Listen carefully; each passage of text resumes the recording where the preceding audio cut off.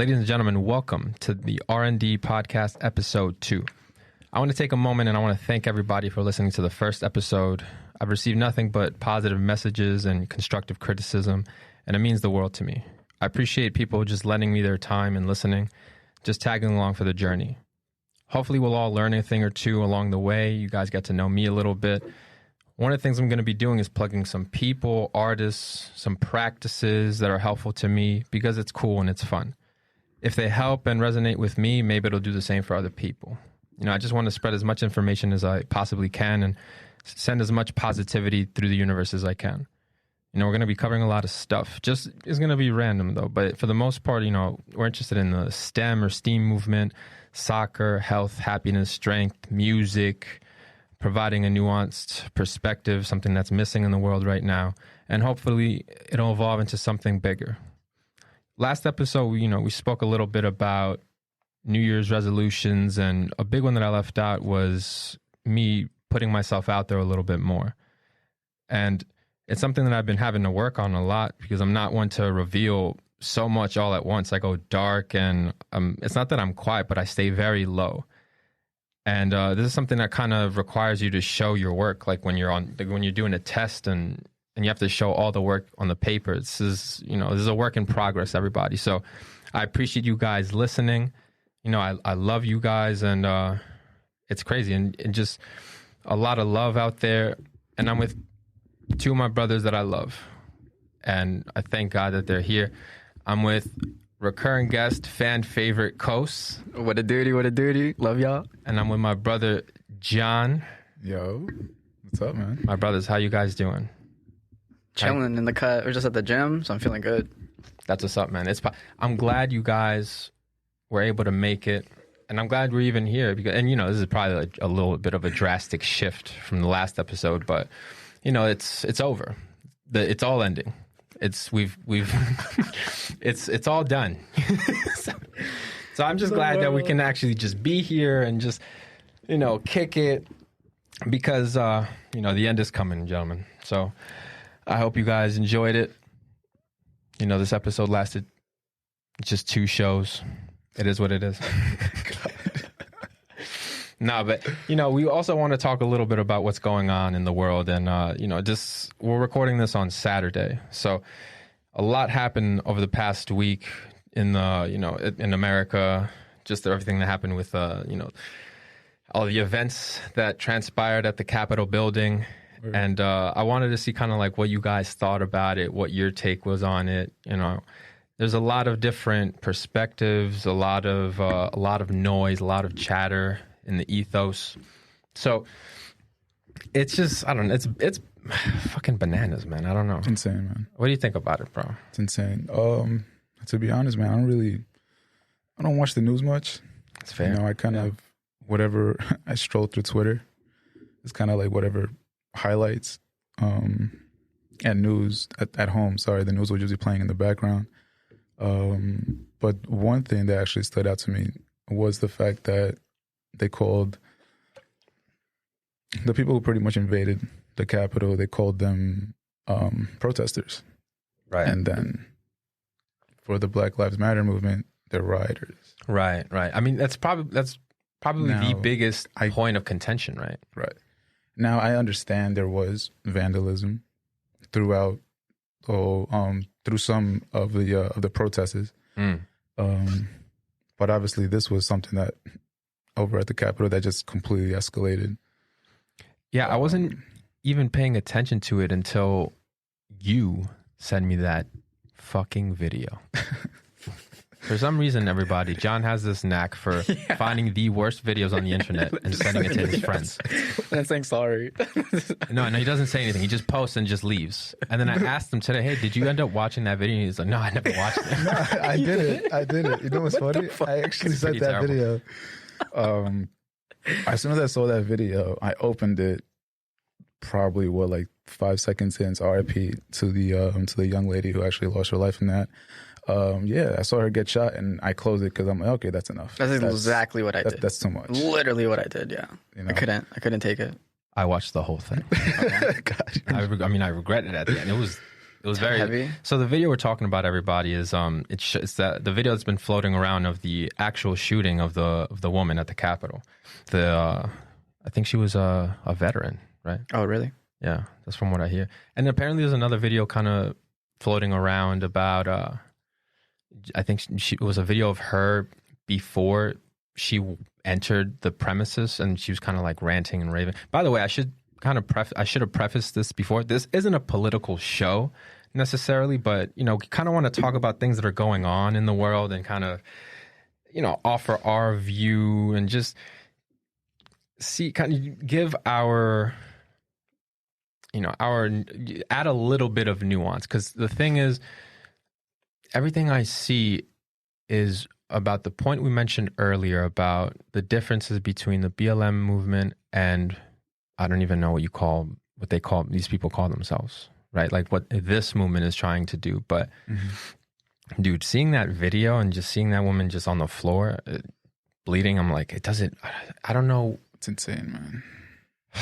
It's just, we get to a point, right, where it's everybody's voice wants to be heard. Everybody wants to have a say. But the way that we all go by it, and then the way, like the comparisons to what happened in the last events with like the BLM and stuff, I think in general, just this shows how divided we are and how we've lost connection. We've lost a lot of love.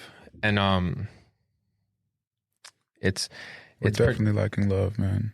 Yeah. There's a lot of love lacking in the world. I think we're witnessing two sides of the same coin. I think that BLM protesters, I think everybody has reason and just to fight for what they think is right. Right. Yeah. But we also have to know that what we're facing is more duality than it is progressiveness in whatever goal we're trying to protest for. And I think that something that's lacking in people all around the world, doesn't matter what they associate themselves with. I think it's a lack of forgiveness and understanding, because I think I don't believe in good or bad. I just believe that there are positive forces and then there are negative forces, and people who show either or are just imbalanced in their forces, if that makes sense. Right. And I think that we have to view something that happened on Wednesday as something that is definitely something that is historical, but also you have to view it as something that can be seen as why, from a space of no hatred or from a space of no anger. You have to view it in an unbiased way, because I think that there are a lot of issues going on in this country, but fighting each other really hasn't gotten us anywhere. And I think that we have to add different ingredients to create a different like goal in the end. You know what I mean? And I feel like if we waste our time continuing to say one side is right, the other side is wrong, if we continue to be divided, then I think there is no progression, because the egos that are facing each other are never going to let the other win, because no matter what they believe in, they always think they're right, even if they're wrong. It's like that constant clash. Yeah, so there has to be something where people can speak and not fight or argue, but actually be heard and understood, and people can forgive each other for maybe viewing the world in the way that they viewed it, but because of their upbringings or because of what they believed in, or see, every experience is different. But if we strip away all the ideologies, the nationalistic ideologies, like all of that, if we strip away where we're born, where we live, the colors that we are, at the core of ourselves, we're all literally the same thing. We're human beings. The same thing. Yeah. So why are we wasting time arguing when we can be working together to make a better place? Like, it doesn't. And I get everyone's emotions, and I can't say I've experienced the same thing people have experienced, you know, because there's some fucked up things that go on in this world. But I think that what we've been doing and what we aren't just know how to do is just argue and point fingers and judge and do all these things on all sides. I think it's just not good. Do you feel like there's a lack of listening? Yeah, for sure. Yeah. It's more of an arrogant ignorance where it's everything just comes in one ear, goes out the other ear because they're so caught up on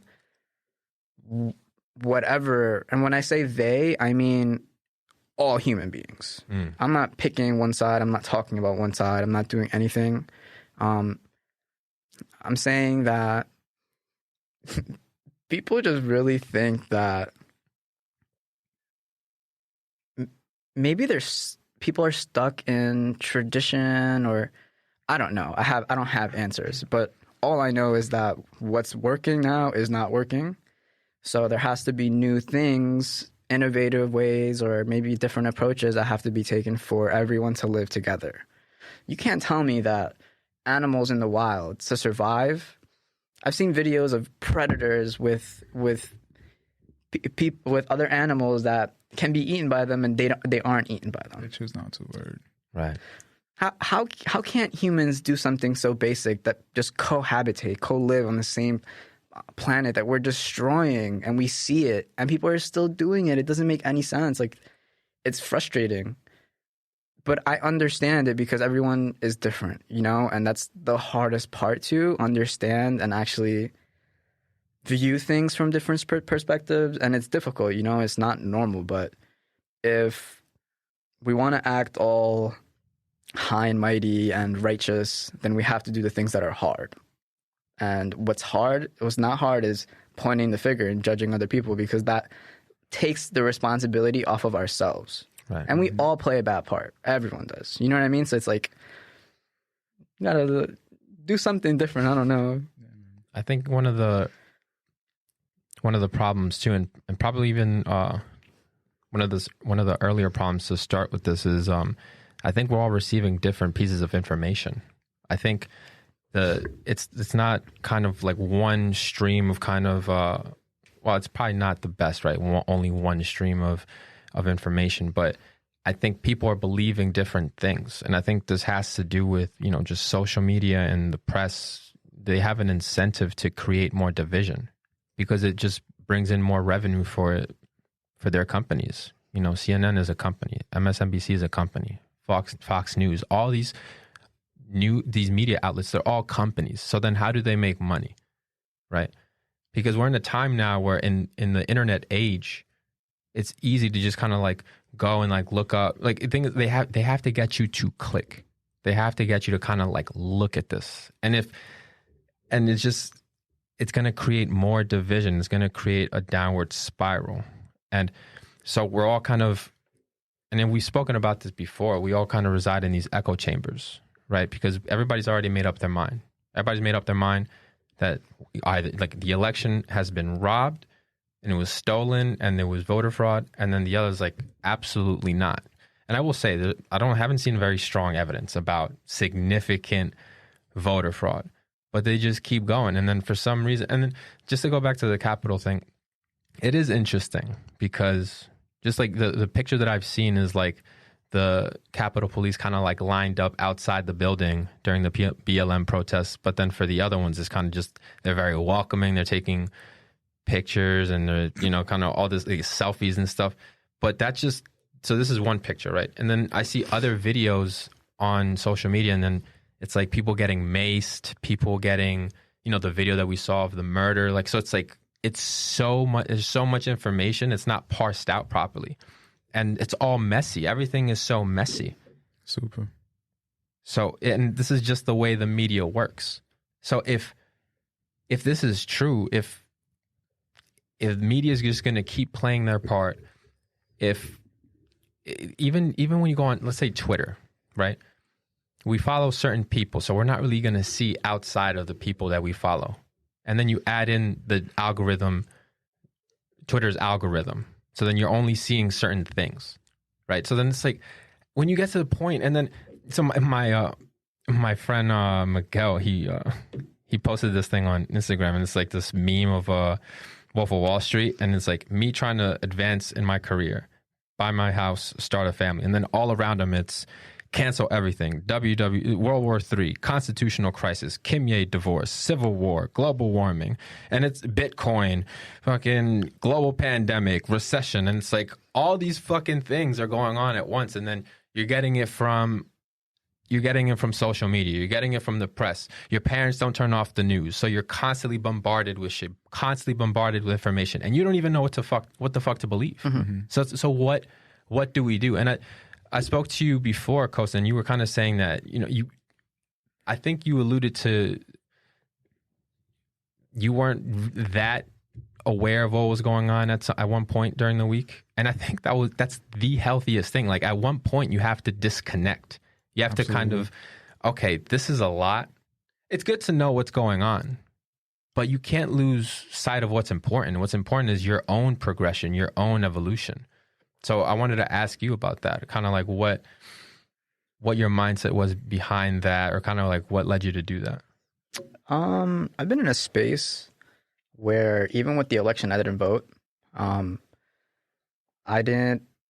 With this too, it happened on Wednesday, I believe, because I was in the city with my little brother. We were just exploring or whatever, and I saw messages from friends saying, "Oh, something is happening. It's crazy. I can't believe that." This protest is being handled in the same way, blah, blah, blah. I mean, in a different way. And I saw the video that Jon sent to that point, and it was just like, okay, I saw that. It was heavy.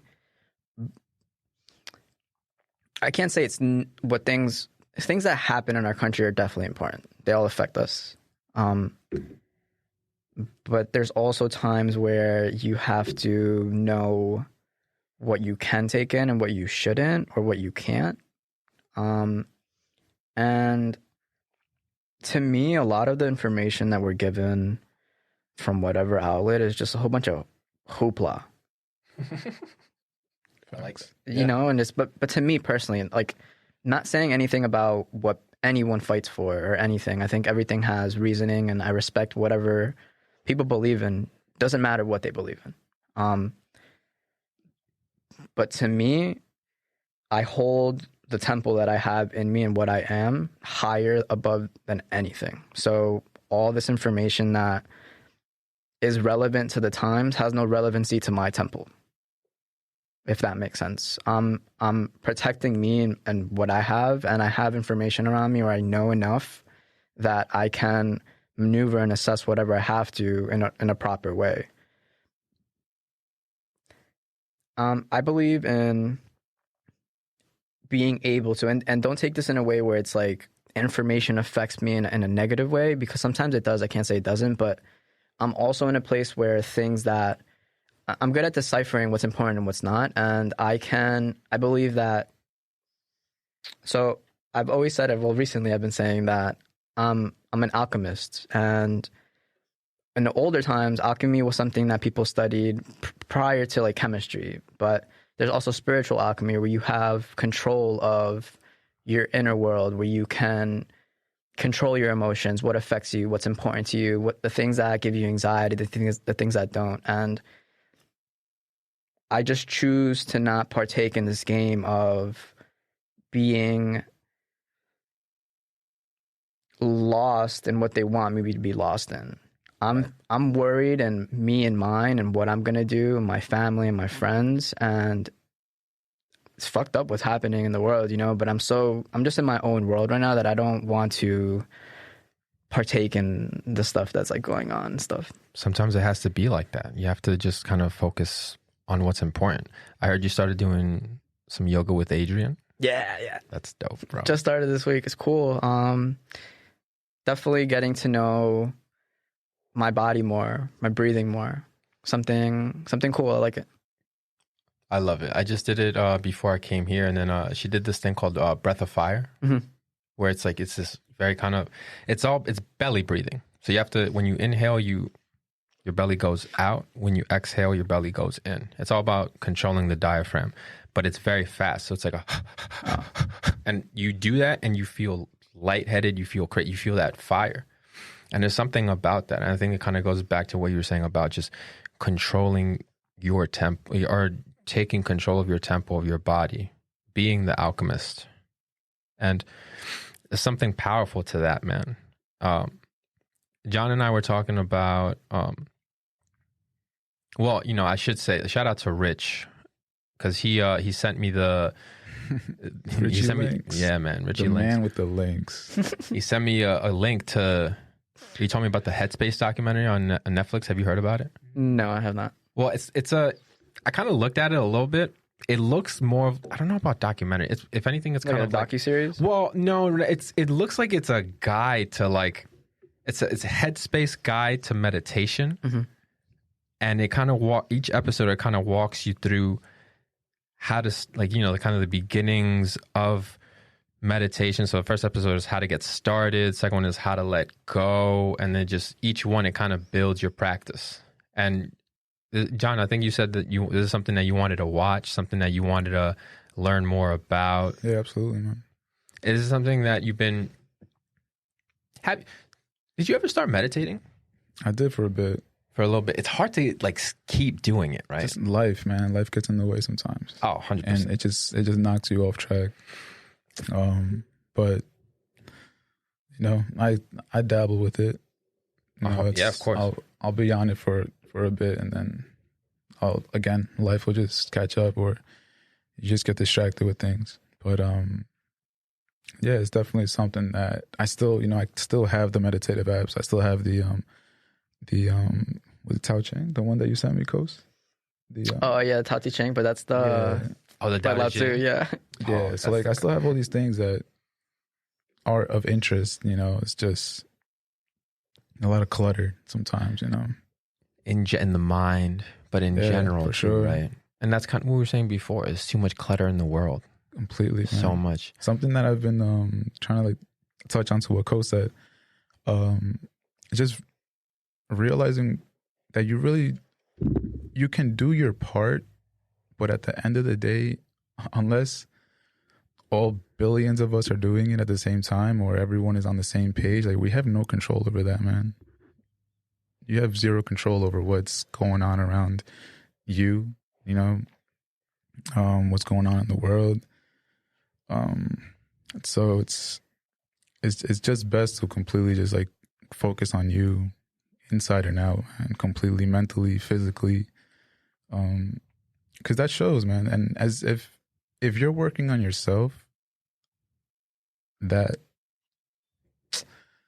how can I say this? Like that'll transfer to those around you. That'll inspire those around you, and Super. They'll see that enlightenment. You know, not that I'm not enlightened, but I'm on that. I'm still in the beginning stages of this path. You know, but it's something that I really, really, really wish to really know, like my purpose of being here. You know, we're very, very fortunate to still simply just see another day, and a lot of us take that for granted. You know, we get caught up with life. We get caught up in your 9-to-5 jobs, your full-time jobs, and all that stuff. Low key is to like knock you off your path, kind of like distract you. Like, although yes, you need the money, you need all that stuff, but what do you need? Like, what do you want? What do you love in reality? Yeah, exactly. Like, what's your passion? Yeah. When you were a kid, like, who did you want to be growing up? Right. You know, or like, who did you look at? What did you go to as an escape? Whether it was riding your bike, whether it was playing video games at that time. You know, just it's that if you're lost on what you want to do now, reconnect with your inner child. Yeah, sure. You know? Yeah, 100%. And I think it's a good place to start. And then from there, you know, if you feel like that, you know, like the education system, you know, if you want to try to fix that, try to seeing how you could build schools, see what you could try to bring into, like, perhaps bringing meditation into a class, or have your own yoga studio and you go around. You know how you would have all these assemblies and stuff when we would be in school. Like, Boring. Super boring. And what did they? Dare. Like, Dare drove me to drugs. What a waste. But I'm appreciative of that. They tried. It wasn't. Bunch of liars. It wasn't until Dare that I learned about drugs, gangs. I think I was crip walking a week after the Dare program. 100%. And I remember that was like when I think at the time 50 dropped Get Rich or Die Trying, and oh my God, bro. And then I learned all the blood signs and stuff. Terrible. Yeah. But it's true. I don't know why they don't. I don't know if they're doing it now, but why wouldn't they teach meditation in preschool? Or like the quiet, maybe that was what quiet time was, but there's no reason for kids to start developing that positive habit. Word. And it really doesn't have to be through an app. It can kind of just, it's a simple kind of act of witnessing, witnessing everything that's going on in the mind, focusing on the breath. And then, even the focusing on the breath, that's something that just takes you to witnessing and just understanding what's going on in the mind. And I feel bad, to go back to the Headspace thing, I feel bad because I actually deleted the app off my phone. But I'll tell you why. So I started watching this thing on HBO Max. It's called A World of Calm, and that's by the Calm app, which is a direct competitor to Headspace. Dude, no. I saw this fucking show, bro. No, bro, it's true. But at the time, the Headspace the show just hadn't come out yet. True that. So I'm watching The World of Calm, right? Bro, unfucking believable. I wish the first time I tried shrooms, I was watching that, because it's designed to calm you. It's designed to soothe you. Like the images and the way that everything kind of flows together, and the narration. And the narrations are cool because, so the way that the episodes work is like each one. So the first episode I think is like, I forgot what the fuck it was. But my favorite one in general is the space one. And it's narrated by Idris Elba. Oof. So the whole time you're kind of just lost in space with this lovely Englishman. And he's talking to you and you just, no, it's unbelievable. And I'm like, that's awesome. God, how's it? So I watch, and it's so hard not to fall asleep because it's so soothing. And I'm like, fuck Headspace. But no, it's just being silly. Headspace actually going to Netflix actually pretty clever, because Headspace has always just been an app. Right. You're just listening to somebody. That's how I felt about Calm. I was like, oh, Calm is they're making movies? Something visual, oh my something God, that you can see. Yeah, smart. Brilliant. Every frame is designed to kind of just calm you. It's insane. There was like this one episode where they show, what is it called when, it's like the water, it like glows, bioluminescence. That's what it's called. So the bioluminescence in the water, like when you run your hand through it, it's like it glows. And so it just shows that. It just shows that, and like beautiful kind of sounds like around it. And I'm like, holy fuck, bro. This is what the drug should be for. Goddamn. Like just watching this and just getting lost in this. But set and setting, everybody. Let's not be irresponsible. But you mentioned you finished Midnight Gospel, right? I did. Dude. Wow. Midnight Gospel, by the way, is a show on Netflix. It's Duncan Trussell's show, and it's just as trippy. It's not a meditative show necessarily, but it's trippy though. It's woke, man. It's trippy. That too. Because so many things are going on, right? That's all based on his podcast. Yeah. I was looking into the couple interviews about him, talking about it, and man, it's such a brilliant idea. It's like incredible, and the fact that he linked up with the guy of what the heck is that show? Which Something Time? Adventure Time? That's his show too. They both created it. So the way that show Duncan came... Trussell is part of Adventure Time too? Well, no. So the way that came up... No, so the the way that came about was the creator of Adventure Time. Yeah. He was a fan of Duncan Trussell because of his podcast. Gotcha. So then he reached out to him and said, I think I know a way to animate your show. Right. Yeah. Okay. And so that's how they kind of developed it. But that took like 7 years or something for them to kind of meet and then come with the idea, sell it to Netflix, and do all of that. But the execution is very Adventure Time like the feel of it is very Adventure Time. That's why it's so cool. His name is Pendleton Ward, is the guy who created it? That's right. Yeah. Pendleton Ward. Was there an episode in there that jumped out at you the most? Yeah, the last one. That's why I don't want to. I want to talk about it. I just don't want to give it away because I think everybody should watch it. I understand. But bro. I'm be honest. I cried like a baby. Oh, dude, bro. Like I watched that shit on the train on the ride home. That's awkward. You're just crying around. And I was thankfully, this was during it was like April, May. So like there wasn't that many people on the train. Thank God. Because yeah, dude, I was, you know me, bro. I cry for everything. So seeing that shit was just like, and we had to wear a mask, so that was also very beneficial. Oh jeez. Okay, no, that's so fair, like, I put my hood on, put the mask, because I'm like, this shit is getting way too. And then these middle-aged Asian women just looking at you like, what the fuck is wrong with this guy, man? It's insane. Crying on the train, ridiculous. Ridiculous. Speaking about drugs a little bit more, I saw you post something about Terence McKenna. Yeah, I listened to some of his lectures, and the man was just someone who thought differently. I think that he believed in a lot of the old practices some of the different cultures of the world believed in. And, you know, it's funny because there's a lot of people in the world that think differently and have no boundaries to the mind.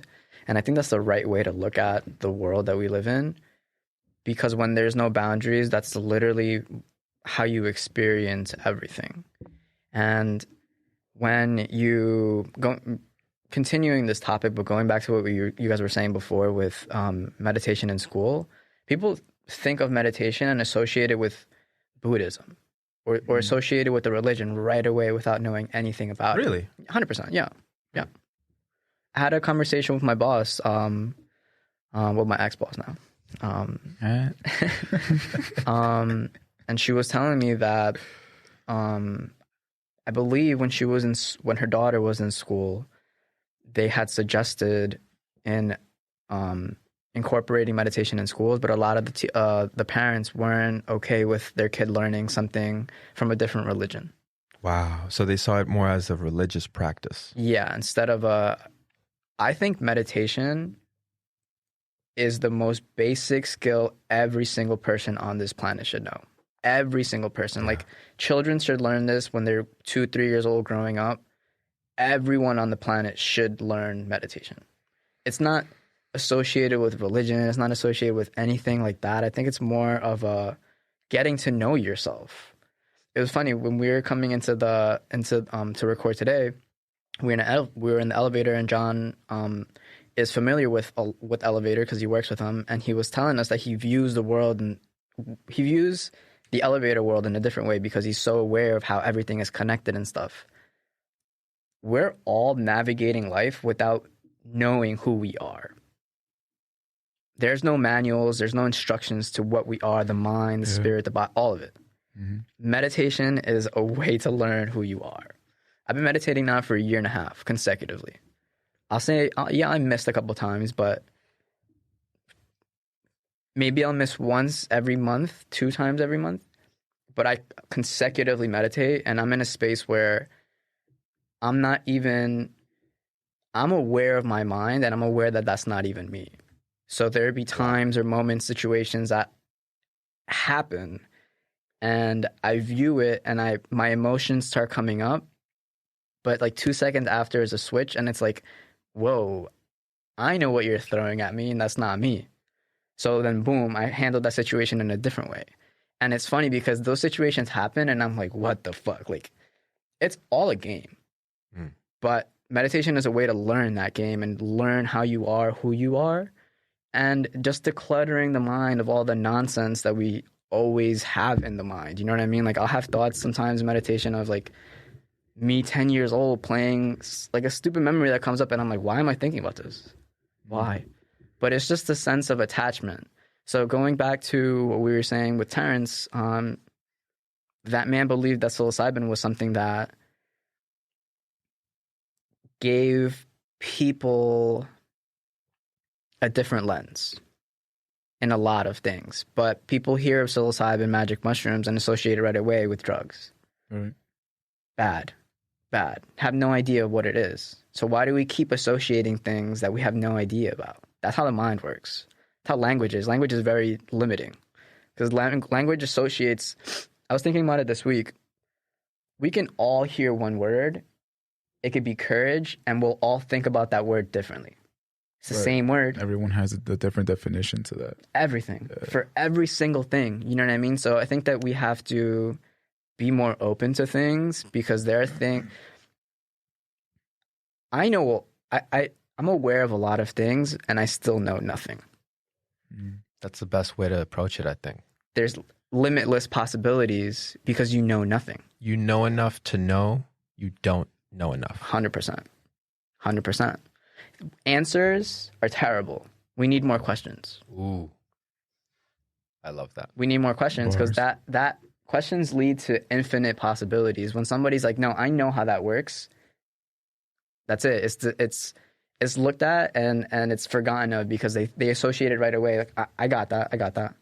No, you have to really sit there and understand. Like you guys said, be aware of just what we really are at our core. 100%. Sorry to go off on a tangent. No, it's okay. With the Terence thing. No, I loved it. That was beautiful. Are you aware of the Stoned Ape Theory? So yes, but I have no details. No, but I'm aware of it. Yeah. Okay, so it's a theory that Terence and his brother Dennis McKenna, they both came up with, I believe.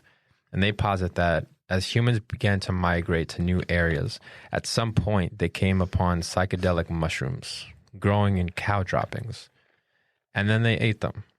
So his whole theory kind of is saying that because of humans, very early humans experimenting with psychedelic mushrooms, that this helped give humans consciousness. Because they started experimenting with them and they started kind of understanding what it would do. And at the time, there is no clutter. There is no outside world. It's hunt, gather, provide for the tribe, provide for the family. And then they just found these things and they just kind of started tripping. So the whole theory is that by them experimenting with these mushrooms, it developed the human brain. And the human brain and the human became what it is today because of that. And it's a theory. It's not, it's a hypothesis. It's not fact, but it is interesting to think about. So this mushroom grows out of cow shit. No, well, yeah. Some shit, yeah. Or some type of how did somebody look at that and be like, I'm gonna eat it. Yeah. I'm gonna fucking eat that right there.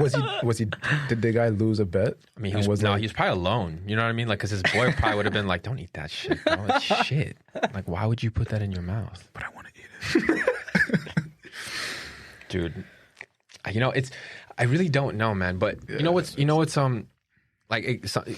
talking about this kind of like further along that route, it's like I am completely blown away by like you hear about these shaman in South America, and they had such a perfect I don't mean perfect, but they had such a great understanding of the natural world around them.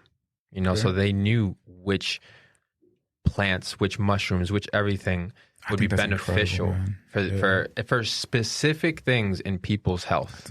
Specific things like this is going to help you with this. How the fuck did they find that out? It's insane. How the fuck did they develop that information? I mean, is it just trial and error? Is it years of just trial and error and just kind of?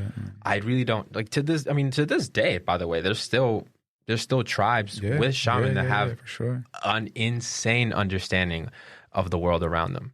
of the natural world around them. Mm-hmm. And that's information that that has to be shared to the world, because it's something that can benefit everybody. And I think we, especially now, kind of just like with the pandemic going on, I think a lot of people are talking about, holistic approaches to health and what would be the best ways to improve one's health and just kind of improve their entire being, and without the help of pharmaceuticals. Right. And it's interesting because this all kind of stems from that in a way. This all stems from early, just ancient individuals kind of building on this information, researching this information, and developing this information. R&D. You know what I mean? Yeah. Bars. It's one of those things, man. I think shamans. Okay, so before I say this, I think that we live in a world where we're too rational. I think the thinking mind can only go so far to understand what we fully are experiencing. I don't know if you guys have heard it, but some say that we live in an illusion. Because we're made of matter, but we're really energy vibrating at a denser level. But we perceive the reality that we live in matter because that's only what we can experience. So I think that when you do take psychedelics, that limiter is bursted open and you experience things in a more realistic way. So I think hallucinations and things like that is more of what it really is. We just come back to what we perceive things as because it's what we know. So I think that shamans, these people, have an understanding of the natural world because they understand that they themselves are all spirit and energy. So I feel like they tune into that and they know themselves personally so well that they've explored realms that the normal man or human can't really explore or know. So I think that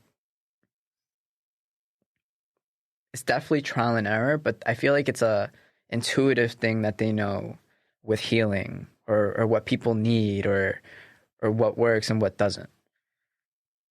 But that's my own opinion. You know what I mean? I think that I think information is great, but it's also limiting. How so? There are things that don't make sense, but are real. Can you give us an example? Okay. God. Let's go. Second episode. I was like, when are we going to talk about this? I wonder which episode is going to be. I was thinking maybe like 10, but no. Number 2. Let's go. God. To a rational thinking person, I think that something of a higher power doesn't make rational sense. I think, was it Darwin? I think Darwin said that we're machines, that we're just like cranks and levers inside of us. I think he's that off here. I think he's wrong. I think that there's so many layers to us that these old cultures, the people who are in tune with their spirituality, with what they are, have a more understanding of what the full concept is. And I think we're kind of lacking that, and it shows with the climate that we live in now. Everyone is fighting each other because they don't understand the core that we are. And we're all literally the same thing. It's just different duality levels where everything is just split. So I think, to me, at this point in my life, enlightenment would be understanding that all of that is just an illusion and it's just one thing. And I think that one thing can't be explained by a rational mind, no matter how hard you try. It's unexplainable.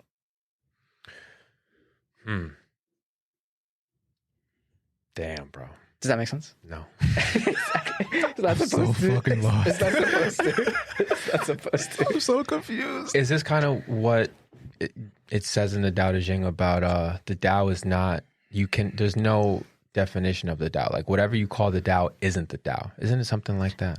It's funny because everything is a paradox. Everything. Okay. So the Tao, which is also another word that is used to God, Right.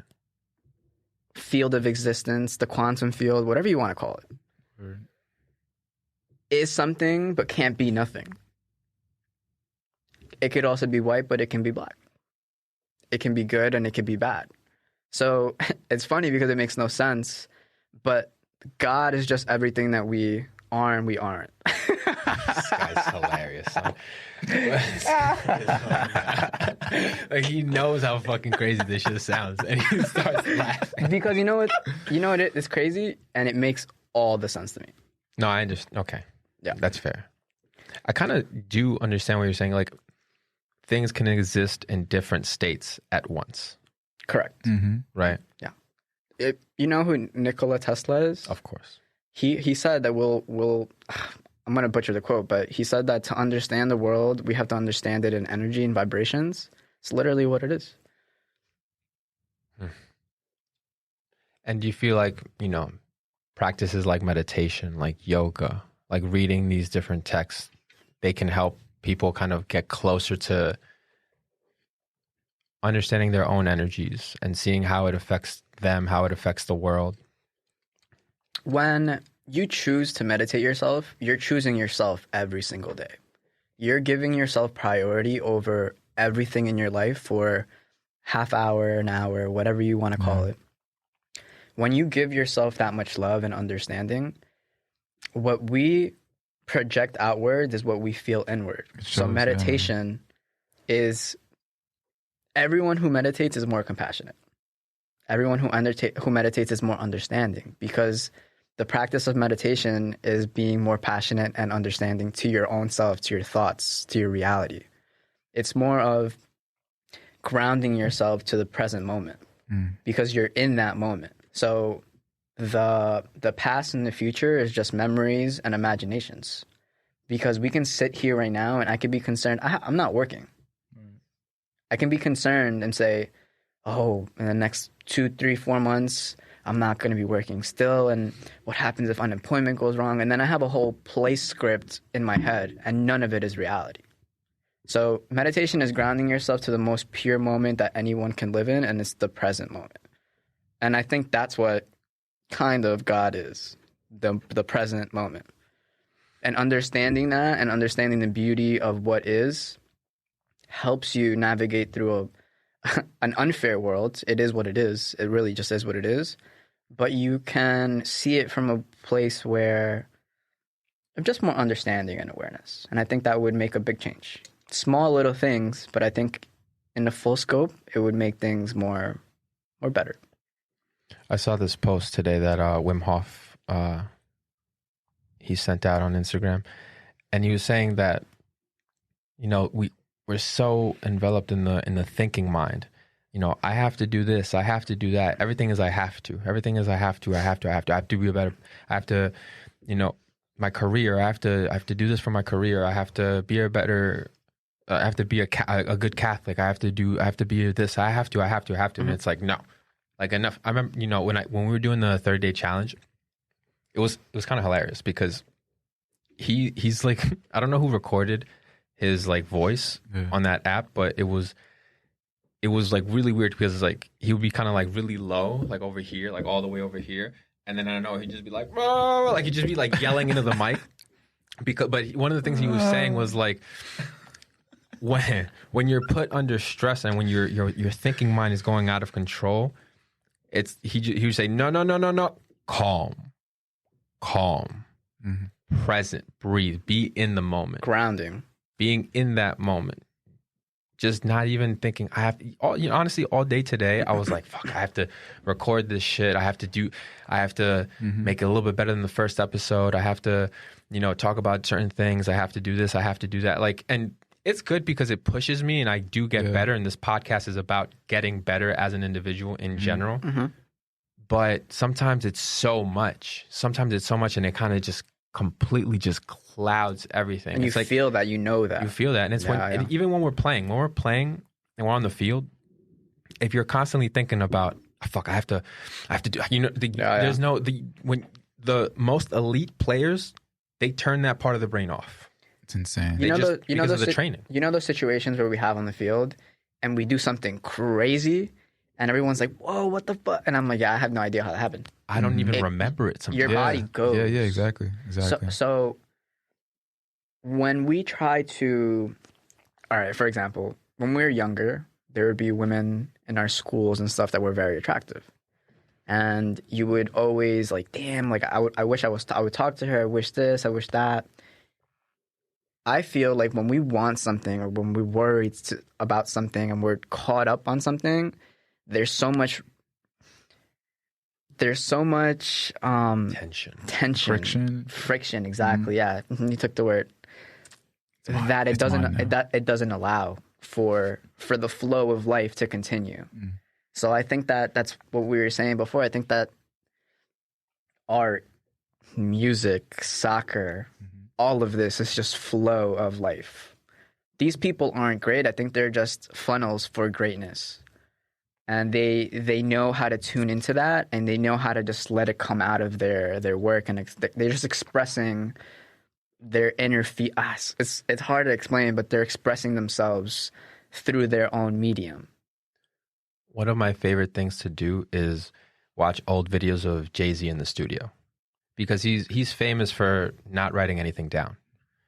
And it's kind of similar to what you're saying, because he kind of just it's almost like he already has everything ready. He has it in his mind, but in a way it's like something downloads into his brain and then it just comes out of his mouth. And Kendrick has said something similar too. He said, like, I'm not me. Like, everything I say is from an angel.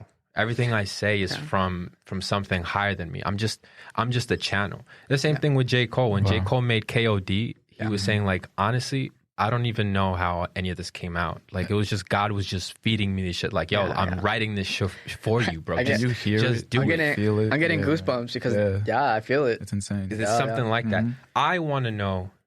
Like, you ever had a conversation with somebody and you're just saying shit that you typically, like, it's just flowing. You're just flowing, and you're not even aware. And you're not even aware of it. And I feel like that person, like, what that you're telling that person what they need to hear, because whoever it is that they're asking for is like, I'm going to channel that shit through Randy, through Cose, and I'm going to speak to you through this physical form that it's crazy. Synchronicity is what it is. Dude, it's wild. What is Bad Bunny doing in that studio? No, that man is a channeler. That's channeler for greatness. I don't know. It's insane. I don't even know what you can call him. Like, I don't even know, because legend isn't even the word anymore. Legend, icon. These words fall short. Seriously. And it's interesting because Pulitzer on the way. This should be the Bad Bunny show. Honestly, I'm surprised we didn't talk about him last episode. We can go down that path, bro. Well, listen to me. It's just it's another level now. It's another level now. I mean, we just seeing the Booker T video that came out this week. I'll have to watch that. You haven't watched it? No, fire. It's good. Have you seen the Oikore video? It's simple. No, I have not, it's actually. simple, but it's just dope. Yeah. Yeah, it's cool, man. But he so many hits. Like, when we went to that show in Barclays, hit after hit after hit after hit. You know what's funny? I was actually revisiting those videos on Friday. Fire. Oh, good dude. What you felt there is just indescribable, man. Hit after hit. It's crazy. It's crazy. And how does he do it? Like, when he's in the studio, I want to see videos of how that man works. Same. Like, I don't know. I can't see him just writing everything down. There's so many hits. Like, there's no way he just has all this shit written down. He probably does not care. He probably doesn't care. I hear shit. No worry in the world, nothing. He's just there like, oh, we're recording later, dope. Yeah. Something's coming out. It's fire. It's nuts. And he just lets it go, Yeah. right? There's Yeah. something about it. He channels something. These artists, they channel something and they just kind of just go. And you know what's funny about Bad Bunny, bro? Like whenever you talk to somebody about him, it's never like you never hear. Well, maybe, right? I mean, I'm just not around Bad Bunny haters or just bad people that don't like him. There has to be some. We listen to Bad Bunny in this house. But the thing is, like, it's never just, yeah, I like him. It's never just, yeah, he's fine. He's out. It's always, no, I fucking love him. Oh my God. No. I love him. No. You don't understand. You don't understand. And it's like that visceral kind of like gut feeling, like, you fuck.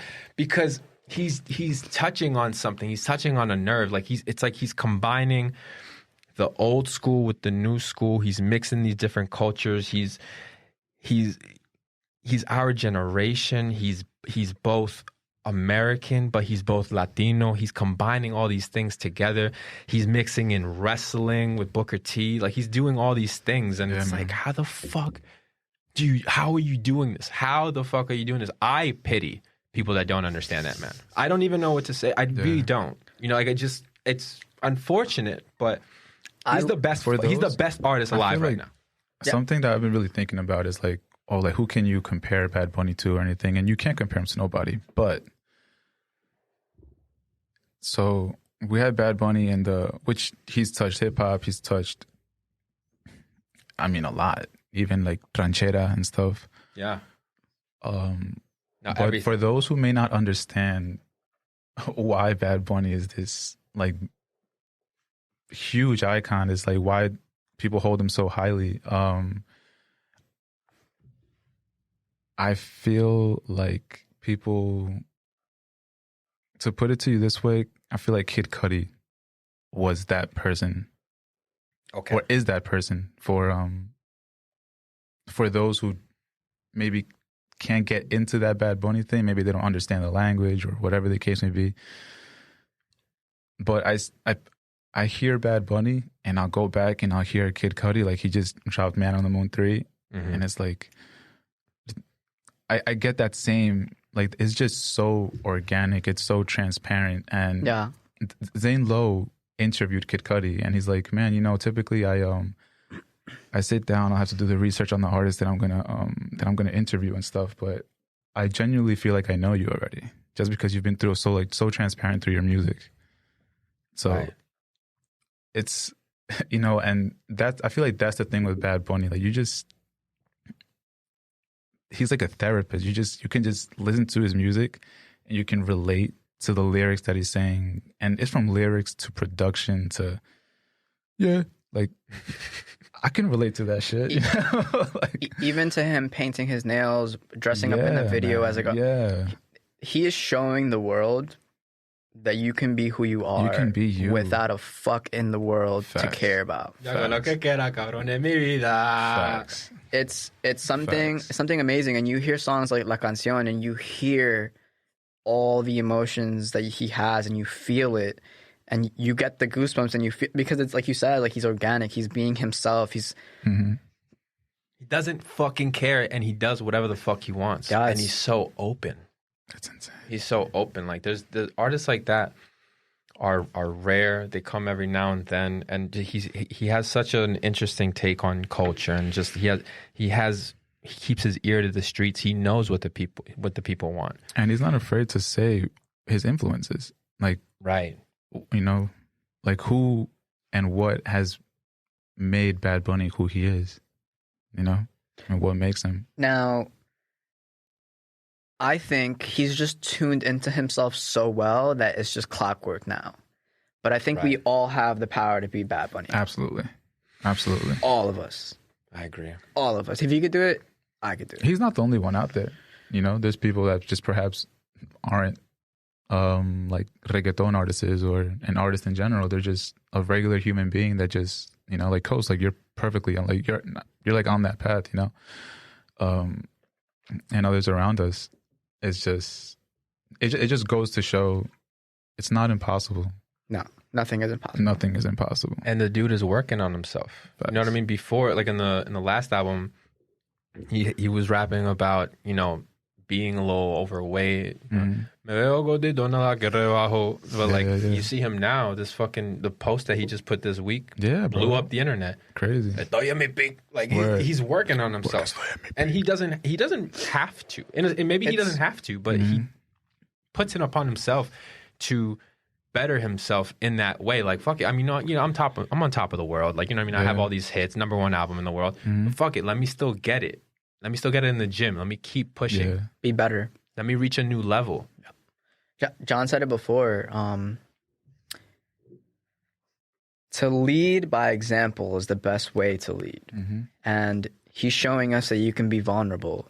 You can be funny. You can have your moments where you're being like a little jokey as a kid, like when he had those TikToks of Toy Story. Like those were Toy awesome. Story. He was so good. I didn't even see those. Fire, like super good. You gotta look those up. He was like doing it in Spanish, holding the figurines up and creating his own story. Like, just do it. He's showing everyone that I just did it. And probably to him, if you asked him, he would never imagine what he's living in now compared to like the first was Soy Malo? What was the first song that he ever came out? Soy Peor. Soy Peor, sorry. Yeah. Soy Peor.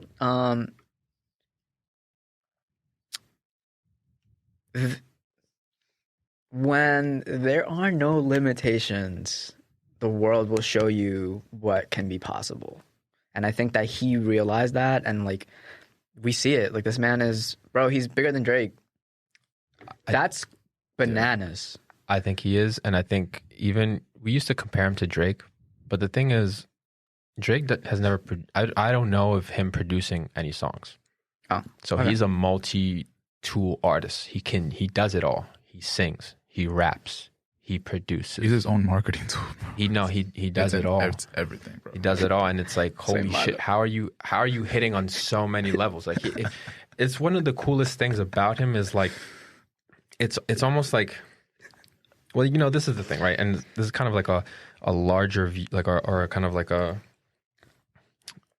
broader view of it. But before Bad Bunny, the biggest Latino artist was who? It was probably like. Matter of fact, let me just keep it reggaeton. What genre? En reggaeton? Let me just keep it reggaeton. Probably Daddy Yankee, Daddy right? Yankee, yeah, bro. Absolutely. When we were growing up, Daddy Yankee was the man, and maybe Don Omar, and maybe this person and that person. Like growing up, there was like a couple of artists, Latino artists, that we looked at and were like, yeah, he's the one right now. Yeah. You know what I mean? But really, it was only like we see now that there was a cap to their success in a way because they didn't really kind of hit every demographic. They weren't completely global. They weren't worldwide. You know, Daddy Yankee was global, but he was the highest. He was the top at the time, right? For what is considered. For what it is considered. Yeah. Now, we see somebody like Bad Bunny, and it's almost like he has completely transcended that. So it's like to everybody growing up, it's like he's pushed through that glass ceiling. He said, no, that was the top. That was the peak of the mountain. Yeah. I'm going to go further. I'm going to go further, and I'm going to show you that I can do it. And it's almost like he's bringing all of us with him. You know what I feel like? I agree with everything that you've said. I kind of see it, not for nothing. J Balvin has also done a lot. Sure. J Balvin, too, I think right next to him. There's nobody bigger than him. You know how in the Latin world? I think he's number 2. Oh, man. I mean, I know like Harakang helped out Bad Bunny in the beginning and everything, but I think that partnership with J Balvin, like J Balvin was doing like just breaking through shit, and I feel like he kind of he just like shit, like, I don't even know how to explain it. I think J Balvin was a good person for Bad Bunny to have on his side, because J Balvin was another one that was very organic with himself, very in tune with himself, you know? Right. And it kind of made it okay for this upcoming artist to just be like, you know what? Fuck it. I'm going to be me. Yeah. And just, because when he first came out with like Soy Peor and stuff, he was, Soy malo. He was doing this whole like Killed for that, bro. like yeah, that's crazy. I go fuck. So I got you good. He was doing like the whole trap scene, and I don't want to say he was like he did what he had to do to put himself on the map, you know. And then while J Balvin was doing all this other stuff, like, damn, I don't know how to explain it, man, but the way I picture it is like they're both climbing, and then J Balvin just like tossed this nigga up and just 100%. And I think Bad Bunny would agree with that for sure, because I think if he praises him, man. It's to me their collab album Oasis is just as good as Watch the Throne, and maybe that's crazy to say, but that's really how I see it. There has been no other album close to Watch the Throne other than Oasis. Who do y'all like? What do you mean? Collab wise, who do you think is better? Bad Bunny J Balvin or Bad Bunny J Cortez? I think it's right now the biggest song in the world is Dakiti, so it's like it's hard to not say Bad Bunny J Cortez, but I think Bad Bunny and J Balvin, just because their whole project encapsulates both of them, and it gives you like different flavors. Like it gives you, like with La Canción, it's like romantic, it's like nostalgic, it's like it's beautiful, right? But then they go in and they give you the first one, Mojaita, and it's like, this is crazy. I'm hearing this on a boat with all the women around me. You know what I mean? And it's like, why not? Why not? Let's have fun. Nobody's having fun. It's just like, let's have some fun, right. And it's like, and it's fun, and it's like, why the, you know what I mean? So, but then they give you, they on the second song, like they're shouting out Santurce, J Balvin shouting out Medellin, and I'm biased because my whole family's from Medellin. So like everything J Balvin, I'm like, yeah, 100%, I'm in. Like there's no, it's really hard for me to like say anything bad about it. I'm biased. Maybe not the best person to ask, but those two together, I think they've elevated the art form that is reggaeton. They've elevated the people that are fans of the art form, which are Latinos. I don't think Latinos have ever been at the level that they are now. Just kind of like in the space, kind of like talked about. I mean, seeing Bad Bunny on like Jimmy Fallon is like shit. Like it's like, oh my god, you know what I mean? And it kind of shouldn't be a marker, but it's things like that it's like, dude, fucking god damn it. It's like when we used to see fucking John Leguizamo like kill it and stand up, or like just kind of like little like people like that. It's like, yo, he's like me. Yeah, but that man can go to Asia and have packed out. Like, it's that's everywhere. That's bro. crazy. Everywhere. Every video they put up on YouTube has like 200+ mil. Like it's light, insane. like light work. Like for them, it's just like chilling in the cut. Oh yeah, me big. Yeah, it's wild. I love Jay Cortez. I love him. Like his last album, fire. Like this is my top album of 2019. I think it was 2018. But Bad Bunny, J Balvin mix, I think it's different. Man, Gogeta. I like Bad Bunny, J Cortez. Not gonna lie. That's fair. Yeah. Not gonna lie. Yeah. Kill him. Right. My bad to my fellow Colombians. Still love y'all. You know what I want to know? Going back to the Booker T video, I want to know what the conversation was whether it's the studio or whether when they were filming it. Like somebody's like, they go to Booker T and is like, all right, so listen, just stand still, and then just Bad Bunny's just gonna do his thing around you. Just don't do anything. They paid him. They paid him money. They're probably like, just stand in the middle because he's Booker T. You know what I mean? He should, but it's like he didn't do anything in that video, and Bad Bunny's just killing it, and it's an amazing video. Yeah, they're probably like, excuse me, Mr. T, can you still do that little breakdance move that you used to? And they're like, probably not, man. I can't do that anymore. Okay, well, I guess just stand here and just stand here. Cue Bad Bunny. I don't even know what he's saying. It's crazy. Fuck it. Why not? The same with Snoop. When you see Snoop and Bad Bunny together, it's like, dude, fuck. Stone Cold? Yeah. Stone Cold? What the fuck? With Ric Flair and the, like, fam. You were into wrestling, right? I was. Damn right I was. Who was your favorite? Jeff Hardy. Jeff Hardy was your favorite? The Hardy Boys, yeah, bro. Huge. That's why I think they influenced my, like, monkeying around still till this day. No way. Yeah, bro. Don't you remember when we had the trampoline? Oh, dude, we used to do so many irresponsible things on that trampoline. No protection on the trampoline. No net ever. No net. I don't even understand. Raw. Listen, I don't understand these trampolines with these nets on. When I see them, I want to rip them down. No. There should be no safety. There should be no protection. It should just be freedom. I think it's anti-freedom. Nets on trampolines. Clothes. What are these? Limitations. I think my favorite was I like Goldberg a lot for some reason. Oh fuck! I'm a Heartbreak Kid fan. Ooh, Shawn Michaels. Facts. You are a little cutie, so you are heartbreaking. Little cutie. Dude, you ever hear fucking West Side Gun's album, Fourth Rope? Yes. The whole thing is about wrestling. It's a whole thing, bro. Really? Yeah, the whole thing is about wrestling. Wow, he's a wrestling fan. Oh, ridiculous! That era of wrestling is iconic. Peak. Elite. Yeah, top. Peak. WWF, WWE. You know, you have fucking Kane, you have Undertaker. Different, everyone. You have all these motherfuckers. Oh my god, why does this guy's West Side Gun?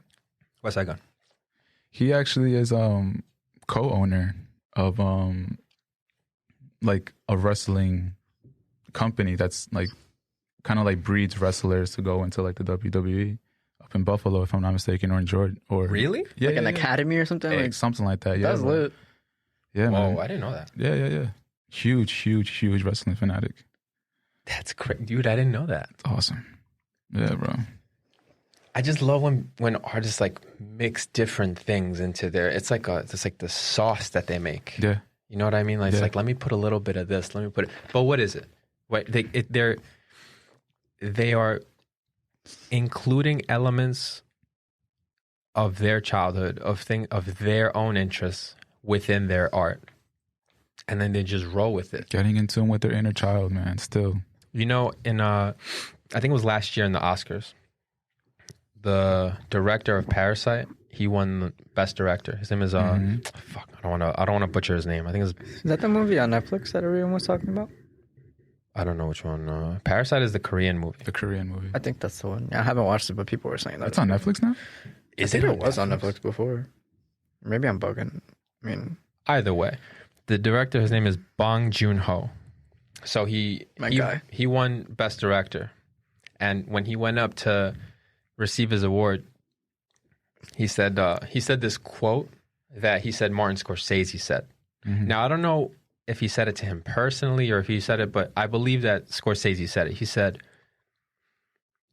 "The most personal is the most creative." Mm. The most personal is the most creative. So the one that's the most in tune with themselves, or it's just if you can bring out things that are personal to you, like really personal to you, if you can completely open yourself up and then you can put it in, and you can use this, and it's art. That's what it is. You're being so creative because it's so natural, it's so organic, it's so genuine, it's so you. Love that people resonate with it. Yeah, that's a nice and it's quote. the same thing with everything. Art form, everything, music, movies, everything. Yeah, it's like when a chef makes something and then you taste it and it's like, you ask them like, how did you learn this recipe? My grandma made it. Yeah, my mom made it. It's been passed down for generations. Like, yeah, dude. Scorsese, when he made his movies, he grew up in that. He grew up in New York City around mob guys, around these people, and he just took it and he's like, I'm gonna make movies about this, and it's his life. Boom. And that's the best artists do that. The best artists do that, and it's if you can understand how to channel these things, how to channel your inner self, then the sky's the limit. Facts. I'm someone I'm Colombian. Boom. I love Colombians. Right. Would I want to spend the rest of my life with only Colombians? No. I love everyone. Hell no. I love everyone. So being exposed to all this stuff is, I think, something that makes you understand that we're all so unique. Yeah. And once we realize how unique we are, then we're capable of these things. But like you were saying before, like we get caught up in responsibilities that we have to our family, to our loved ones, to ourselves, because we have societal issues. May it be we can't afford health insurance, or we can't afford the rent, or this and that. And and I think that I'm gonna sound a little, I'm reaching a little bit right now, but I think all of that is done intentionally so that we can't express ourselves. Like, Absolutely. it's like, why do I have to work so much? I didn't come here to work. Like, Couldn't agree more. I came here to be great, whatever that means. And You know, all greatness could those- mean like something different. Yeah, for sure. Like, you know, like we're working in the city. I was just randomly just like stroll through Times Square on my break, and you just look at all these like banners and just Gucci, Prada, Mercedes. It's just like Louis. All this shit is just to like, yeah, like, oh, like I want that. Oh, I need that. I need this. I need that. And it's just shit to pull you in. Like, yeah, they're nice and stuff, but in reality, you don't need that shit. I think it depends on the core of what you want. So, like, if you're in a good space and you want these things because you think you look fly in them, lit, whatever. Right. But if you're looking at them because you think they're going to make you more valuable, and then you have to look at where you're coming Reevaluate. from. Right, Yeah, right. like, Just know the difference between what you need and what you want. And That's beautiful. That's beautiful. I mean, isn't that one of the core tenets of like Buddhism? Like understanding or removing desires, removing these things that you think you need, right. that you want. and it's hard because I'm stuck in a place where it's like, I really care about reaching a level of consciousness that it's something so fulfilling. But I'm also on the flip side of that. It's like, damn, like I like smoking, I like going out, I like indulging in all these things. You know what I mean? Like So it's looking like fly. exactly. So it's normal, but I think you have to know the core of how you're feeling, and if you're in a great space, then indulge. But if you're indulging from a place of lack, then maybe just reevaluate that lackness and then keep indulging. No problem with that. Be who you are, express yourself, you know what I mean? If you have the money, you got it. If you don't, you don't. For sure. But just make sure you're taken care of before all these all these external things, whatever it is. For sure. I agree. It is what it is. Gotta look fly, baby, you know. No vibe. Yeah, Bob. Damn, man. Holy shit. Monster, you did what's that shit? Up at Coney Island. The polar plunge. Oh, word. We haven't even talked to you about that. How was that? Yeah, what the fuck? Bro, how was your New Year's? I haven't even... Man, my New Year's, bro, it was pretty hectic. Like the whole day was shit. hectic because the first episode we recorded on New Year's. So like the whole day was just kind of like from start to finish, it was just go, go, go. How'd you feel recording into your very first show? In general, I mean, well, all right, let me answer that question first. It was, again, I appreciate the support that I've received from everybody. Honestly, like it's overwhelming because people have been so positive. People have been so kind. So, and again, like not only have they just been complimentary, but they've also given me great feedback on what I can improve. How can I make this show better? And that's what encapsulates this show. You know, it's all about how can we get better? How can we improve? And this is just the second episode, man. You know, like this, there's going to be things that we have to work out. I have to get better. To be honest, like one of the things that I took, I told Cose, I listened to it. I listened to myself. How was that? Oh, I hated it. Right? I was like, oh my God, I'm such a fucking mumble mouth. No, it's ridiculous. And then and I'm like slurring my words, and I'm just fucking. I'm like, I hear this. Listening to yourself is hard in general. Okay. But when you listen to it and you send it to everybody, you're like, oh my God, what the fuck did I just do? I was, no lie, the week after, sick to my stomach, bro, Wow. because I'm not used to opening up. Like I'm not used to putting myself out like that. But that's awesome that you're doing it. That's lit.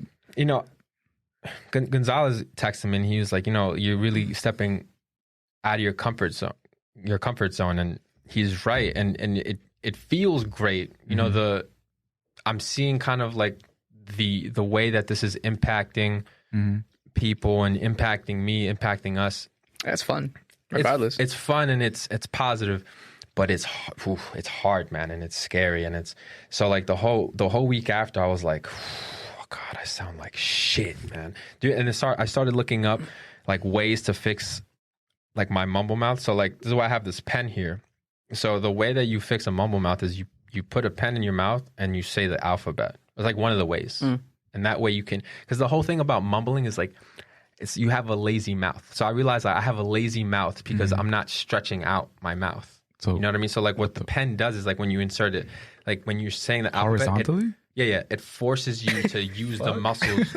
It forces you to use the muscles like in your mouth. So like you can kind of like enunciate better, pronounce words. I probably fucked this whole episode up. Nah, I agree. And now I'm like, because I'm talking about it, I'm like aware of it. So, but just things like, but I learned as to why, or possible reasons why I mumble. So one of the things is, my English is not my first language. I learned English in school. Same. So, when you're speaking a language, I've been talking English for forever, right? But when it's your first language, it could kind of contribute to you not pronouncing certain words certain ways and things like that. The second thing is if you've had a lot of dental work, or if you're chewing food on like one side of your mouth, it may kind of like shift your jaw a little bit, and then it can affect your speech. So this is another thing that because I have like a gap on like the right side of my mouth, and like so like a lot of times I have to chew on the left side. So like that will kind of contribute also. So I'm like learning about why my speech is so fucked up. It's just a shame that I had to start a podcast to find out how fucked up I speak. When you say gap, what do you mean by gap? Like I have like they pulled out no, it's like or? no, it's like it's hard to explain, but it's just kind of like a gap between teeth right there. But like because I had all kinds of fucking crazy dental issues in general. That. Yeah, man. Lost all your wisdom. Yeah, no, yeah. All four of them. And that's why like that's actually one of the things that got me into mindfulness and meditation and understanding like how to calm the mind, because it was bad, man. A lot of my stress goes to my mouth actually. And there was one time where I had like something going on where I thought I needed a root canal, and I went in and she was ready to kind of do everything, and I was ready. I was like, fuck, I need a root canal. Like it's not the first time. Like fuck, and I'm getting mad at myself and I'm stressed. And then so she looks at me and she sits me down. And she's like, hey, so you don't need anything. You don't need anything done on you. It's just this what you have. It wasn't like a rash, but it was like my gums were like red and it was like just all fucked up. And irritated? I'm like, it was irritated. And then she's like, yeah, this is caused by stress. So like, are you going through a lot right now? Are you going everything? I'm like everything. Stress is the cause of all evil. And she's like, next time you kind of feel like there's a lot going on, just kind of take a breather, just chill out, just relax. And then that's kind of one of the things that kind of put me on the path of like, okay, I have to calm my mind. I have to calm myself. So that's just from going through all of that kind of helped me put me on the path that I'm on now. And just, I'm learning about certain things that affect other things. Like dental work affects my speech. So it's like, that's one of the things. So like, to answer your question, like, how did I feel about the first episode in general? Like, all these things went through my mind. And I'm like, oh my God, what am I going to talk about? I'm going to share all these things to so many different people that I haven't even, so many different people. Only like 30 people listen to the first episode, but that's fine. You know what I mean? I think that's amazing. I'm just shocked at people just listening in general. Bro, that's amazing. But it just made me kind of like, it's positive, negative, because you push yourself, but you don't want to overdo it. So I've had to balance that out the week that I released it, the first episode.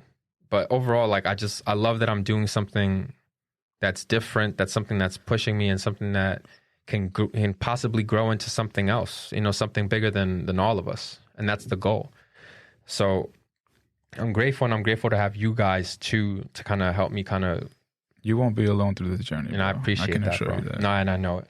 I know it for sure. But yeah, man. And then the third thing about the speech thing is like lazy mouth, fucking lazy person. I don't even know, man. I was like, bro, and if that's you, fuck it. No, I'm not lazy. Just the mouth thing that I have to work on. But no, I know you're not lazy. Yeah, but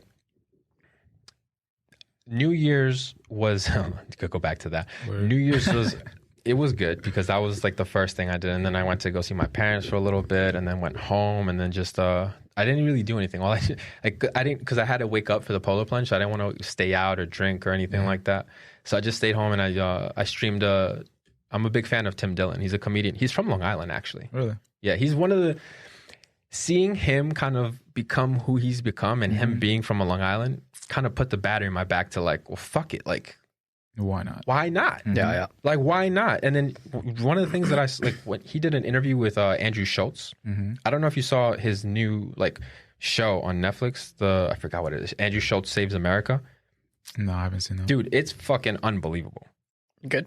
Oh, it's really good. Because like he's really funny and he's a New York guy too. But what's brilliant about it is the whole thing is a monologue, but he has pictures that go along with the monologue, and the pictures punch the jokes. So like when he says something, the picture's perfectly timed for the punchline. It falls right perfectly when okay, that's and awesome. that takes hours to edit. 100%. And so what he said was that one of the things that he wanted to do with the special is he wanted to kind of increase the shelf life of it. So the more times you watch it, the more you learn, the more you kind of pick new things up. So like if you watch the show and kind of look at the pictures, it's one special. If you watch it again and only look at the pictures, it's a different special.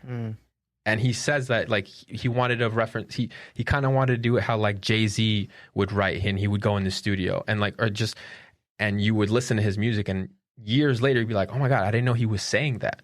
You pick up new things, different things. So I'm like, holy shit, that's brilliant. And then one of the main things that Tim Dillon said, he's like, I never thought I was too good to fail. And that's one of the things part of me would like never put myself out there because maybe I thought I was too good to fail. Or I didn't want to fail publicly. But this podcast is about, the first, second, third, 10th, 20th episodes probably aren't going to be that good, but I'm going to get better. Of course. So, and that's kind of the path that I'm on. And, one of the things that helps me with that is, the cold water exposure that I do and that I did on New Year's Day at the polar bear plunge. It's like when you have to do something hard and you force yourself to kind of go through it and you just breathe and you get out of your mind, you can do whatever the fuck you want to do. You can do whatever the fuck you want to do. So essentially you're diving into things that are scary. Yeah. Strength. It's hard. That's strength. Coming in here is difficult because it's nerve wracking. It's like, fuck, like it's just you and the microphones, and it's like, you almost like blank out. You have all these things planned out. And then you come in and you're like, I forgot everything. I don't even know anything. I just have to talk now. That's what I have to do. Barnacles. But it's all positive, man. And like the polar plunge. So sorry, New Year's Eve. So he had a live stream. So I just watched his live stream. Nice. And he had like Alex Jones come on and shit, and that was nuts. Like he's a very, very, very polarizing figure, but he knows some shit, bro. He knows some shit, and it's really interesting shit. That's dope. And we'll get to that in another episode. Cool. But, I want to have like a conspiracy theories episode eventually. I have some great conspiracy theories. We can, yeah. Fuck yeah. I bought this book. I'll speak on it later on. It's called Valis by Philip K. Dick. I am so excited to read it. The premise of it is him speaking to an AI machine that's in space from a different civilization, and him telling him and downloading a shit ton of information into his head about the reality that we live in. Some people say it's not fiction, but I'm going to read it, and I'll give you guys a little taste of it. Yeah, man. Let us know. Let all of us know. 100%. That's great, man. But yeah, dude. Can I be honest? The Coney Island thing? Yeah, bro. It wasn't bad. It was way easier than I thought it'd be. Awesome. Really? Yeah, because I was expecting rain, wind, imagination. Just sleep. Well, no, because I looked at the weather and it said it was gonna rain, but it ended up being a beautiful day. Like the sun came out and stuff. Like the hardest part was the lead up to it, like walking to the beach. Walking on the sand, putting your feet on that cold ass sand, and you're like, "Oh fuck!" But then once you're in, and you're in it, you can stay in it. Really, it's light. It was light, bro. Wow. And I think we could all agree too, because we lucked out because the day wasn't. It was cold, but it wasn't freezing. Sensei. It was Sensei.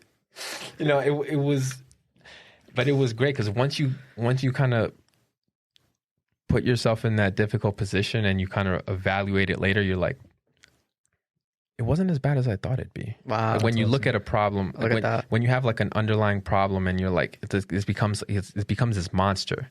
Like this problem, you're like, no, it's going to be this. Oh my God, like, fuck, no, I don't want to do it because of this. And like, it kind of builds it up. But then if you kind of just address it, it shrinks.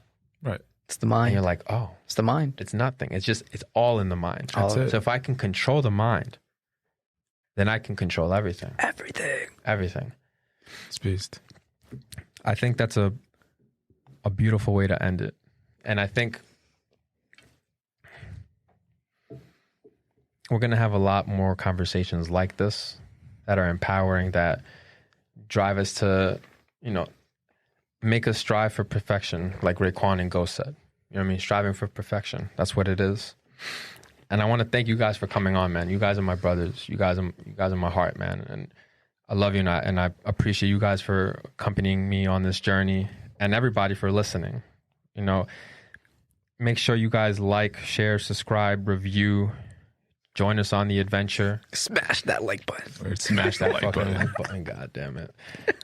And I was thinking, I was like, I think maybe it's corny to end with quotes, but it's not terrible. So I'm going to end with like a last quote. Before we go, Sensei. the lines are open. Yo, call in to get Summer Jam tickets. Sorry.